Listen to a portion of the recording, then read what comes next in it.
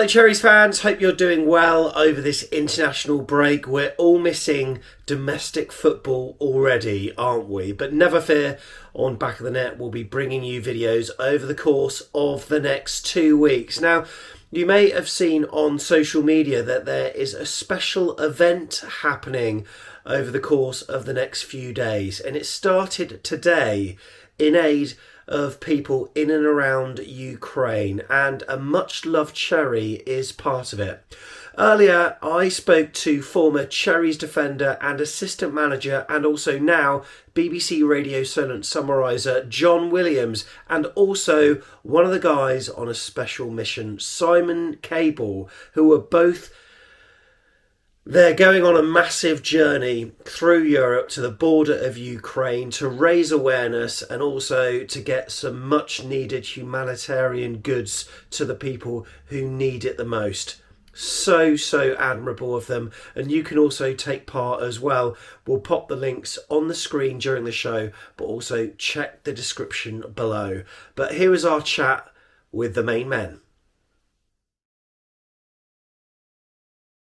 So I'm pleased to say we've got John Williams, Willo here with us, as well as Simon Cable. How are you, gents? You okay? Really good, thanks, Sam. Yeah, very good. Willo, especially after Saturday. I was about to say, nice to catch up with you in a very unique way at the weekend, filming in the Radio Solent car on your way back, and I'm sure we'll touch on the football. But look, tomorrow, Willo, huge day. What's going on? Well, it's all down to Simon, this, and some friends of his, of course. We're going over to the Ukraine border to drop supplies off, 7 ton of it, Simon tells me. I don't know how we're going to fit all that in the vans, but it's very exciting, and I'm looking forward to it, I have to say. I've been saying to Viv right from the start, what can we do? And we've done all the usual things that people do in terms of, the shops that have been set up in New Milton, giving aid so they can get it back to the people in Ukraine. And we're going down with medical supplies. I think there's all sorts of things. Simon could enlighten you a bit more on that. But it's going to be an interesting trip. I'm just thinking, I'm not very good on boats, so I'm not looking forward too much to the sailing part. But I'm sure we'll get through it. Brilliant. So Simon, it's not just you and Willo who are going, is it? No, our friends David Joyner and Gary Francis are joining in a second van, or we're going to change up the drivers and passengers because we're all really good friends, but 4 days sat 2 foot away from anyone, sleeping in the van and being with them all day, driving all that way. I think we'll test any friendship. So we're going to try and change it up and swap the drivers and passengers around, so we all get a chance to have a chat and a laugh. I don't get you, do I? Only at the end. Oh no! You can get me home. Yeah. We might come back via the channel. So no boats on the way home, hopefully for you, John. But it's 7 ton between 2 vans. So we've got 2 3.5 ton vans going. There'll be food, medical supplies, clothing, blankets and things like that. We don't know exactly the makeup of it because it will depend what each aid station is short of. Okay. And that also counts that we don't know exactly where we're going yet because a refugee route might be blocked off, another one reopening or opening, one aid station full, one empty, and they'll divert us pretty much en route to where our destination is. And as I say, it'll have a lot to do with what we carry as well, depending on the needs of the actual time. So how long is it going to take, Simon? So we're doing it over 4 days. We're going through the night to tomorrow night on the overnight ferry. So we'll land in Holland at 8 o'clock in the morning. And we drive through Holland, through Germany to rest up the night before, because obviously we'll get there about 8 o'clock at night on the Thursday. We'll need to get to the aid station, obviously, first thing in the morning to when they're open to unload. Don't know the situation, what it's going to be like when we get there. So we're going to try and hang back 100 miles away from the border, just there's maybe some desperate people there that are desperate in need of aid, and we've got 2 vans full. If we're sleeping in the van overnight, it could be interesting. So we're trying to keep awake till the morning, and when there's organisation in place around that we can go and unload and it be distributed properly. So Willo, what gave you the inspiration to do this? I like that. You know, I'm one of them. My mum and dad went through a World War II, and I can always remember them saying to me when people, I used to ask them what it was like during the war, but Dad wouldn't give much away. And a mum who worked in a bomb factory locally, she was a bit more open. I've got aunties and uncles who lived in the next street in Liverpool. Amazing, really. Like 3 of Dad's brothers lived in the next street, and 2 of Mum's sisters. So they always said, look, if people are in trouble, you've got to help. And they did in that sort of situation. And as soon as this thing went wrong, I was saying to Viv, what we've got to do something. We've got to do this. We must do something to help. And we've done all the usual things, like I say, that most people do with going down to the shops and giving them various things, you know, shampoos and things, and that I'd picked up from the hotels that had been in our wardrobe for a while. So that was something. But there was also clothes as well and things like that. And then all of a sudden, Simon came on the firm and said, look, we're doing this. Do you fancy it? And I went, yeah, of course. Yeah, no problem. In fact, John phoned me as soon as he saw what I was doing and said, I'm coming. There's no way you're stopping me. I just knew I couldn't talk him out of it. So he insisted, and he's coming. It was just one of them things that all falls into place, and I'm just glad I can be of help. Yeah, the international break obviously helps for John. If the team can go, so it all just clicked. And obviously seeing the news with people coming over the border, you know, without coats on, it's -7, and holding babies, and you can see their arms are so tired, but they've been carrying them for 2 days. The baby's almost slipping out their hand, and they're having to re-grab to make sure they don't drop the baby. I mean, that must be awful. And hearing stories of a mother and a baby going to an aid station, they gave them 2 nappies and 1 tin of food and said, you can't come back for 2 days. You know, that's just heartbreaking. And we said, we got to do something, you know. And if we can help and make sure that our little bit gets to the front, that's brilliant. But it isn't just about what we can do. We can only drive 2 vans. We can only get 7 ton there. If we can inspire 10 people to do the same and that's 70 tons getting to the right people. And so it's the legacy we're looking to put in place. If we can do it, you know, we've got 4 Bournemouth fans in our 50s and 60s going 2,500 miles over 4 days and 16 hours of ferry crossings or whatever it may be. If we can do it in minus conditions, hopefully we can inspire other people too. And that's not cheap, is it? Because you've got the tolls, you've got insurance, you've got all sorts of costs, and that's where hopefully some of our viewers can come in and help. Yeah, absolutely. It's thousands of pounds we're talking to get it over there, but they can't buy the aid over there, so it's not like we can ship them the money. So we've got to get the aid there. We've been unbelievable. People have been so generous, and it's heartwarming. You know, it's made me weep a couple of times that what people are doing. And you know, they're the heroes. We're just the blood instruments that are driving it there. You know, we're just knocking on the door, but people are empowering us by doing this.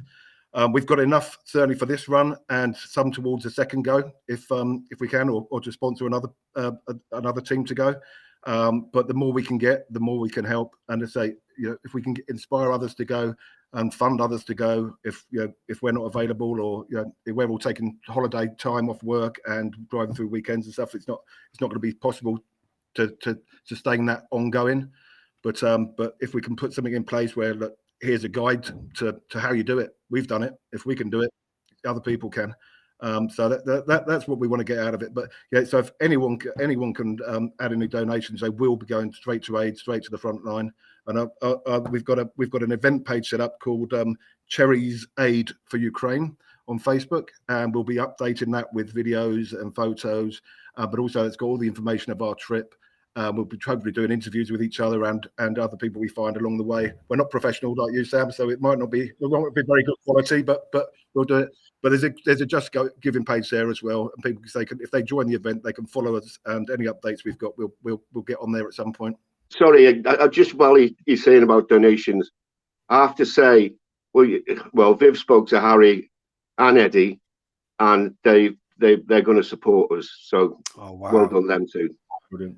Oh, and talking of Viv, without Viv and Gail in the background, Dave's wife and John's wife, none of this could happen. They've been unbelievable. It really is. Full credit to them. What I'll do is I'll pop the link in the description below, so check out that, and you can go straight to the GoFundMe and donate there. And Willo, I'm sure there's some other people that you want to thank as well. I mean, where does the actual stuff come from? Like, where does the goods come from? Well, I think Simon's about the one to answer that. There's been donation points across many shops, and there's all been sort of collated into various depots. I can't say too much as the guys want me to keep it private for the minute. But yeah, I'm sure when we get there, we can announce more of what it was, because obviously we want people to follow in our footsteps. But they have just phoned me and said, please don't mention us or our names at this moment. They don't want the fanfare and the press hunting round. I think they've got enough going on with them where they are. Because they're absolutely swamped, and they've got warehouses full of donations, and they just can't get it out there as quickly as they want to. So that's where people like us can come in.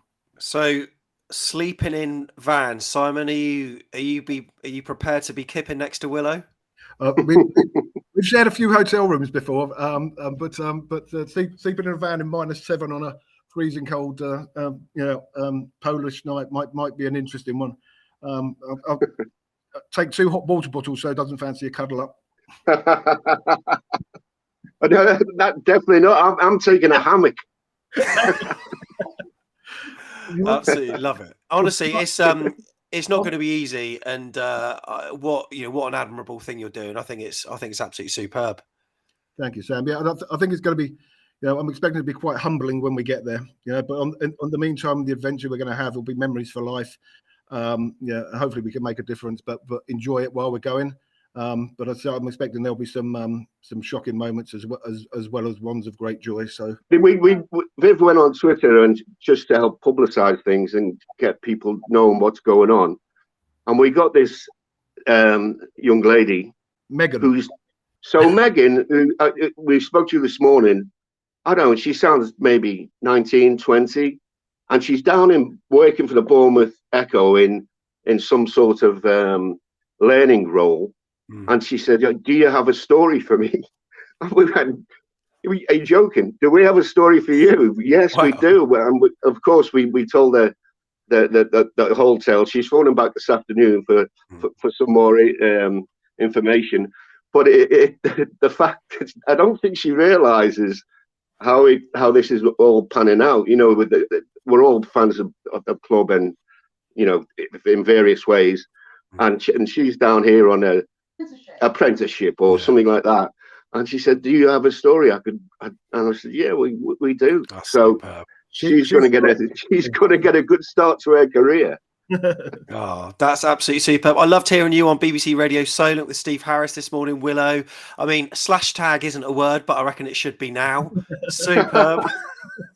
Well, Sam, I mean, Viv's laughing her head off. I am hopeless. I phone and text, and that's about me. I know how to get on the BBC site. Well, apart from that, I'm not the cleverest. Well, we can't not talk about the football quickly, Willo. And I spoke to my colleague Jeff Hayward, who's on this podcast with me, and he said to me at the weekend, he said, Sam, that was a moving interview you did with Willo. And I said, well, yeah, he was probably a bit emotional. 3-0 win, best performance in age. He said, no, he was in a car. You were moving, and I was there, stood next to you as you drove off, and you were feeling the same as many Cherries fans in that the performance was one of the best we've seen in a long time. Yeah, absolutely. I mean, you go every player. I mean, Dominic obviously stands out, but strikers always do. But everybody it was just one of them days when everything goes your way. The goals came at the right time. I mean, there was people after 10 minutes of the second half, and Huddersfield, they're passionate lot up there. They really get behind their side. They went home. They knew they were done. And, you know, we kept going right to the end, still trying to get 4 or maybe 5 if it could have happened. But the lads were absolutely magnificent. If we can stay on that sort of theme for the rest of the season, we're going to walk it. I've already said that. I would look at the way the points have gone over the past 10 years or so. I think we need 82 or 84, depending how it all pans out. We've got to play Fulham as well, remember? Yeah, of course. So it's puts us in a situation where we all feel an awful lot better, an awful lot more optimistic after the previous 3 games, because that was disappointing. But Scott's got them together. The boys pulled it off, and we're looking forward already to the next game. A bit of a break, of course, because of the international, but happy days ahead. Let's hope. Yeah, Simon, I was looking at those fixtures in April, and they're certainly not the best, but that certainly makes me feel less pessimistic with a performance like that. Yeah, absolutely. And sometimes we play better against the better teams, you know, and they'll come at us, and our away form holds up there, you know, and if I think Luton got 8 games left. If they slip up in a couple, we suddenly need like 12 points, and I think that's very doable, you know. I can't see them winning every game to the rest of the season, and we might accidentally just stumble over the line. But if we can play like that, we're going to storm it. So that was really, really impressive. And Jefferson Lerman back, of course. My Jeff is a huge difference. Absolutely love the guy. All right, Willow, just one more question. Just assuming that Bournemouth are going to get autos, who would you like to come up from the playoffs? Oh, that's who would I like to come up through the playoffs? Yeah. Well, Luton, to be honest, is my favourite because Nathan Jones, the manager, used to be my boot boy at Cardiff. Oh wow! So I've known Nathan for a long time. So I hope really Luton, and I think they may do, because you look at the 2 boys they've got up front, their 2 strikers, they're a right handful. They messed us around. Yeah. You know, and it was Cahill and Kelly, and you don't see that happen very often with them 2. So they're quite strong in that department. And of course for Nathan, I hope they go straight through. Brilliant. Well, Simon, Willow, thanks so much for coming on, and best wishes for your mammoth trip ahead. All of the AFC Bournemouth community is behind you, and we'll get donating, I'm absolutely certain. Thank you so much for coming on. Cheers, Sam. Well, I'll keep you updated. Thank you. Cheers. Thank you.